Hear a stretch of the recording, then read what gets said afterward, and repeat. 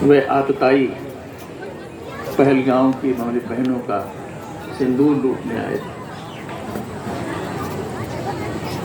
सिंदूर मिटाने की कोशिश करने वालों को तो मिटा दिया गया, लेकिन वे कायर अब भी हमारे नागरिक ठिकानों पर हमला कर रहे हैं, निर्दोष नागरिकों के ठिकानों पर हमला कर रहे हैं, हमारे मंदिरों पर हमला कर रहे हैं, हमारे मठों पर हमला कर रहे हैं। हम उस लड़ाई को विश्व के सामने लेकर खड़े हैं। विश्व को हम ये बता देना चाहते हैं कि जैसे श्री कृष्ण जब महाभारत का शांति संदेश लेकर चले थे, तब द्रौपदी ने कहा था कि कृष्ण मेरी सुनी मांग को मत भूलना। हमारे स्वाभिमानी सैनिक कभी उस सिंदूर को भूल नहीं सकते और उन तमाम सिंदूरों को मिटा देने का संकल्प उनके मन में है, वो इरादा उनके मन में है और वो संघर्ष हम निर्दोष नागरिकों को लक्ष्य नहीं बनाएंगे, न बनाना चाहते हैं। लेकिन विश्व में कहीं भी आतताई, कहीं भी आतंकवादी अब नहीं बचने चाहिए। मैं अनुरोध करूंगा, मैं प्रार्थना करूंगा भगवती गंगा से कि मां गंगा तो हमारे इन नौजवानों को शक्ति प्रदान कर कि अपनी बहनों के सिंदूर का बदला वो पूरे विश्व में जहां कहीं भी आतंकवादी ठिकाने हैं, चाहे उनको किसी भी राष्ट्र का संरक्षण प्राप्त हो, चाहे किसी भी राष्ट्राध्यक्ष का संरक्षण प्राप्त हो, चाहे कितनी भी कड़ी सुरक्षा में वो हो, लेकिन वहां तक पहुंचना चाहिए। अगर बराक ओबामा ओसामा लादेन तक पहुंच सकता है, वीर सैनिकों तुम्हें भी चुनौती है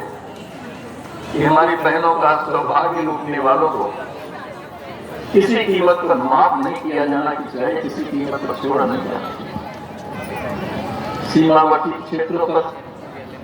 रहने वाले नागरिकों को, निर्दोष नागरिकों को, उनके आश्रमों को, उनकी धर्मशालाओं को, उनके मठ मंदिरों को लक्ष्य बनाने वाले कायर लोग, अगर तुम में हिम्मत है तो हमारे सैन्य ठिकानों को चुनौती दो, लेकिन कायर हो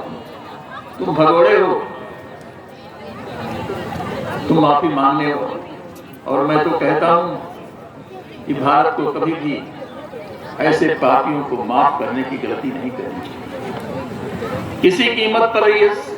ऑपरेशन सिंदूर रुकना नहीं चाहिए, तब तक रुकना नहीं चाहिए जब तक विश्व में एक भी आतंकवादी ठिकाना बचा है, तब तक नहीं रुकना।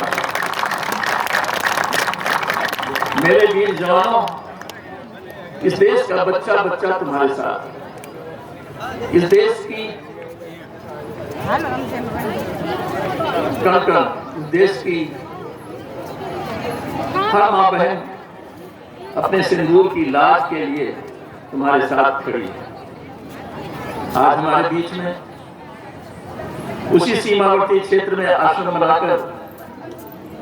भारतीय सनातन गौरव को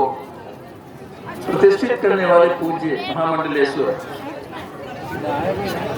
श्री स्वामी रामेश्वरानंद महाराज पधारे हैं। नौशेरा में उनका आश्रम अभी कुछ दिन पहले ही आतताइयों के हमला किया इस आश्रम पर, आश्रम को तोड़ा, मंदिर को तोड़ा और निर्दोष नागरिकों को उसी तरह इन कायरों ने लक्ष्य बनाने की कोशिश की। मेरा मन बड़ा आहत है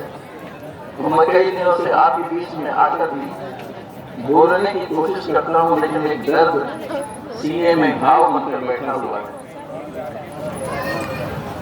जिस दर्द को व्यक्त करने के लिए मेरे शब्द शिथिल हो गए हैं, नहीं बोल पा। आज मैं अपने बीच में उपस्थित पूज्य महामंडलेश्वर जिन्होंने देश की सीमा पर अपना आश्रम बनाकर अपनी आस्था के बल पर, अपने विश्वास के बल पर, अपनी श्रद्धा के बल पर उन पापियों को चुनौती देने के लिए सनातन सत्य की ध्वजा को लेकर नौशेरा में आश्रम बनाया था, ऐसे पूज्य महामंडलेश्वर श्री स्वामी